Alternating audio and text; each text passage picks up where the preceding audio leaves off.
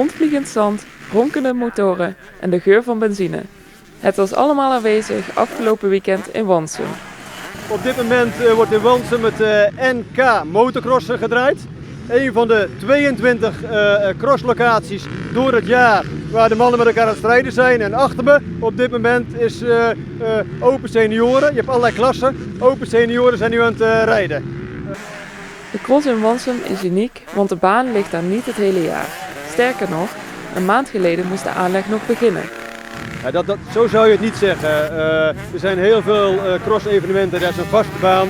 Dat betekent dat je een paar keer per jaar, of een paar keer per week kun je ook crossen. Dat geldt hier niet. We hebben hier een vergunning voor 2 keer per jaar. Echter, we houden hem 1 keer per jaar. 1 keer per jaar starten we 3 weken van tevoren met het opbouwen van dit evenement. Dat betekent dat je, wat je hier achter me ziet, paaltjes moet slaan, dat is nog het eenvoudigste. Maar er is ook zelfs een brug gebouwd om te zorgen dat de toeschouwers veilig kunnen oversteken. Want veiligheid, dat is prioriteit 1 hier. De regio Noord-Limburg werd ook vertegenwoordigd. In de damesklasse nam Amber Simons uit Well deel aan de races. Hoe ging het? Ik vond het niet zo goed gaan, want het is hier heel moeilijk inhalen en ik had niet zo'n hele goede start. Train je vaak hiervoor?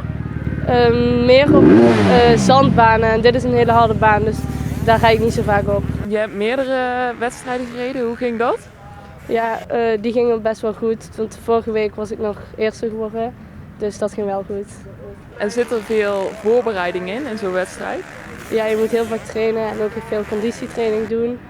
En ja, je moet gewoon 100% inzet hebben.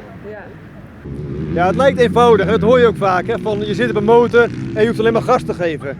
Maar een motocross is een van de zwaarste sporten die er is. De crossers hier moeten heel veel doen om op die motor te blijven zitten.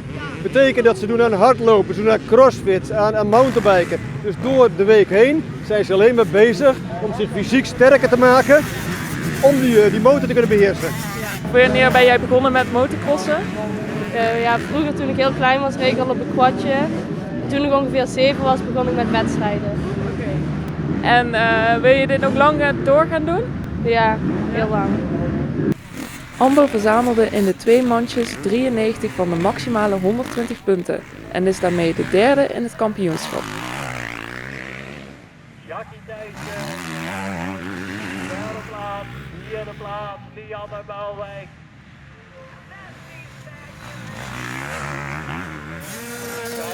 Thank you.